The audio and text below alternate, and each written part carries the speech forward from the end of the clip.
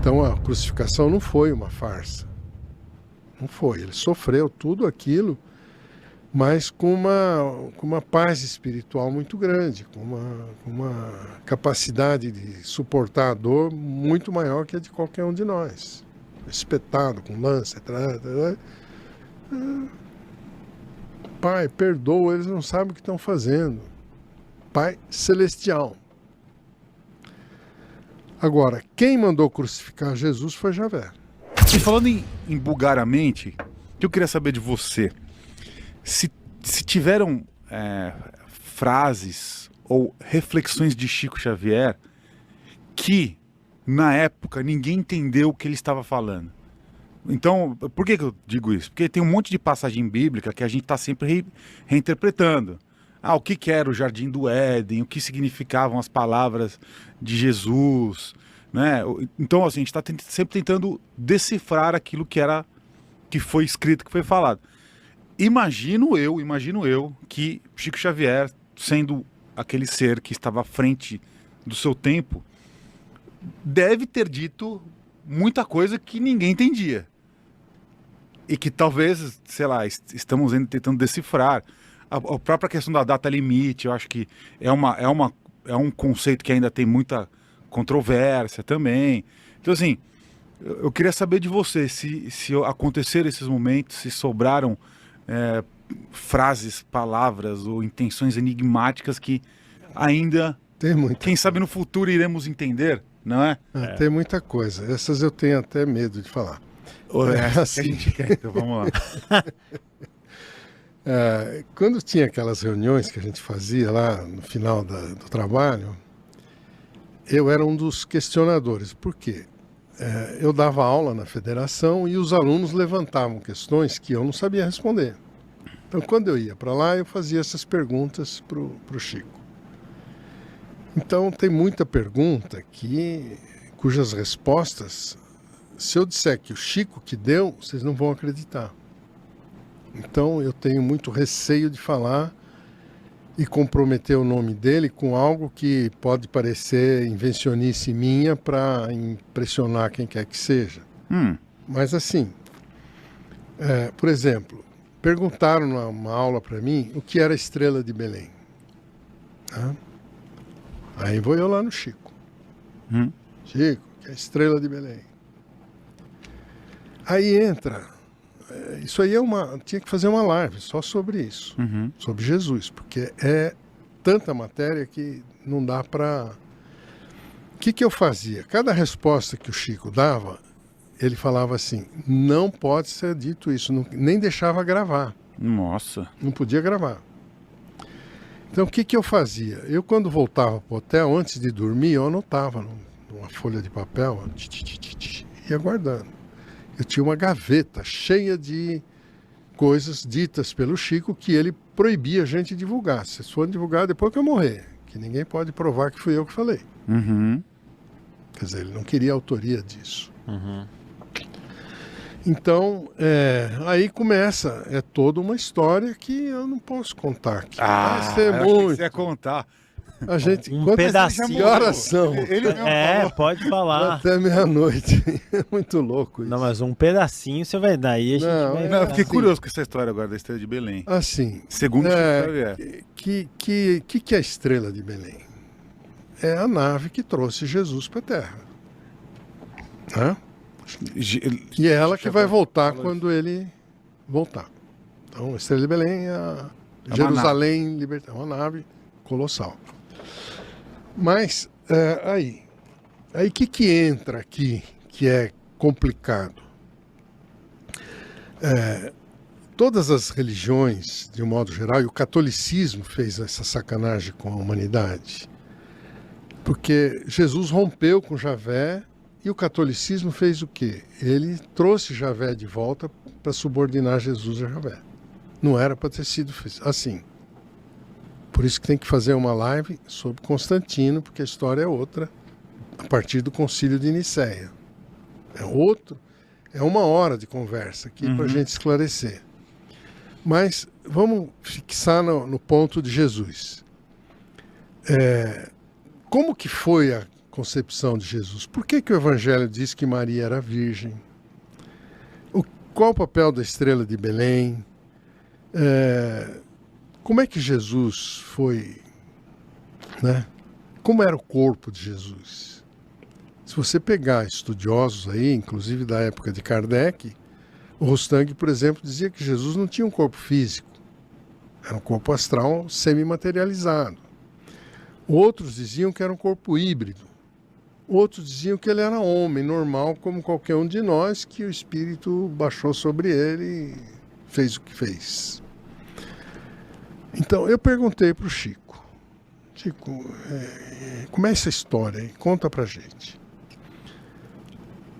Se vocês não quiserem aceitar como sendo do Chico, por favor, tire o Chico da jogada. Mas eu não sei de onde eu tiraria essa ideia, a não ser dele.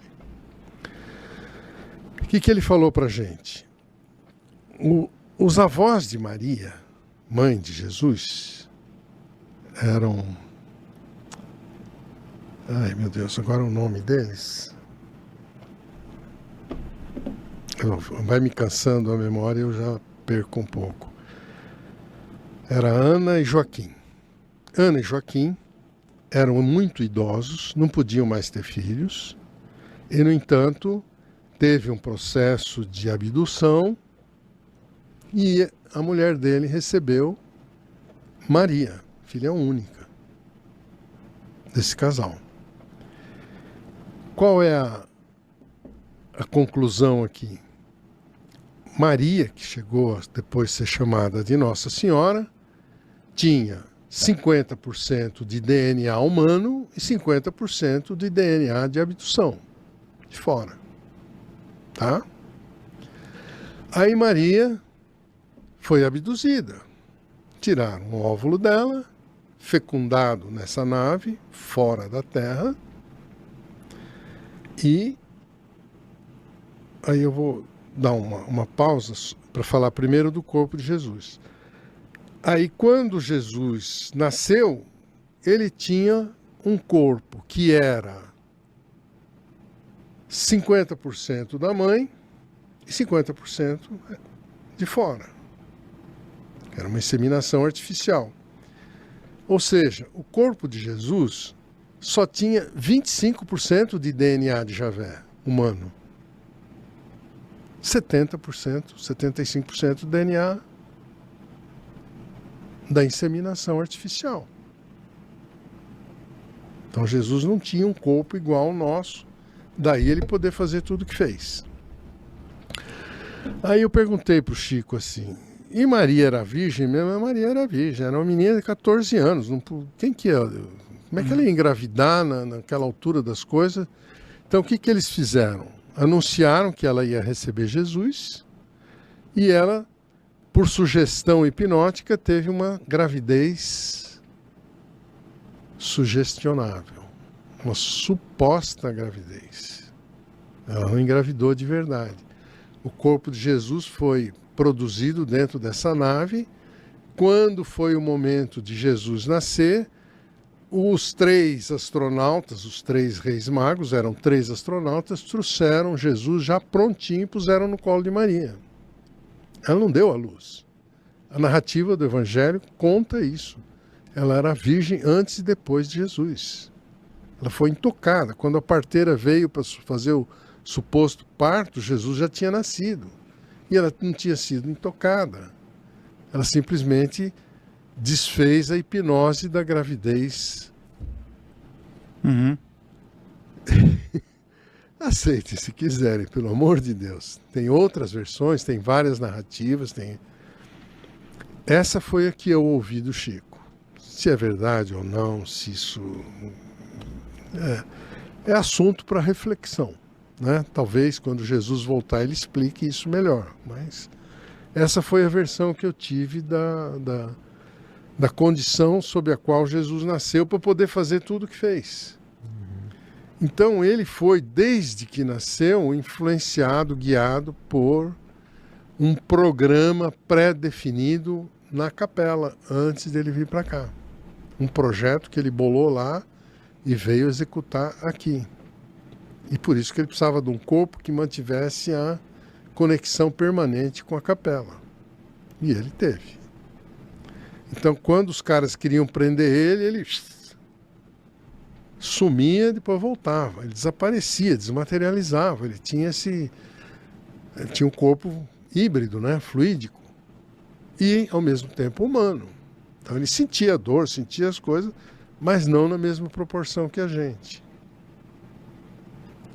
Então, a crucificação não foi uma farsa.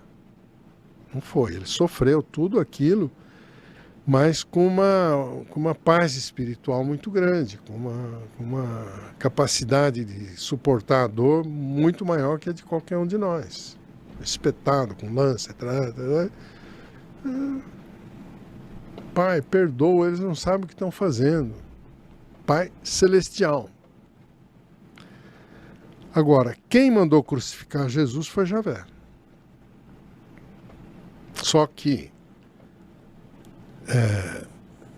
Javé estava perdendo a guerra com Jesus, a batalha espiritual com Jesus, porque Jesus estava tirando das garras dele o Lúcifer, que era o principal príncipe dele aqui na terra, era o Lúcifer. E Jesus conseguiu tirar o Lúcifer das garras do Javé e levar de volta para a capela.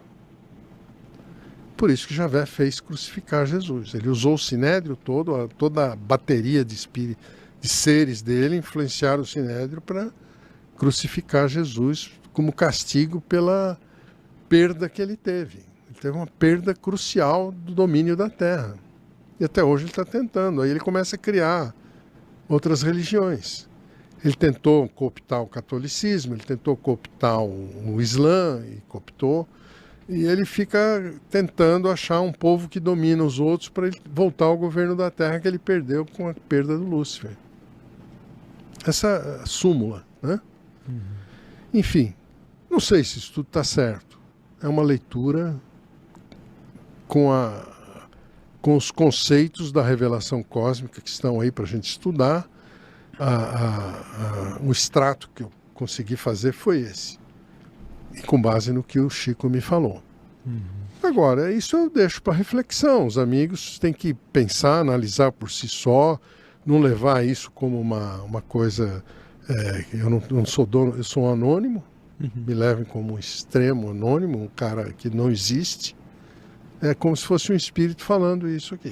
E ponto. Talvez seja um espírito densificado. É uma boa. É mais ou menos assim. Porque eu não valho nada, eu não sou nada. Eu sempre fui um ilustre anônimo nessa história toda.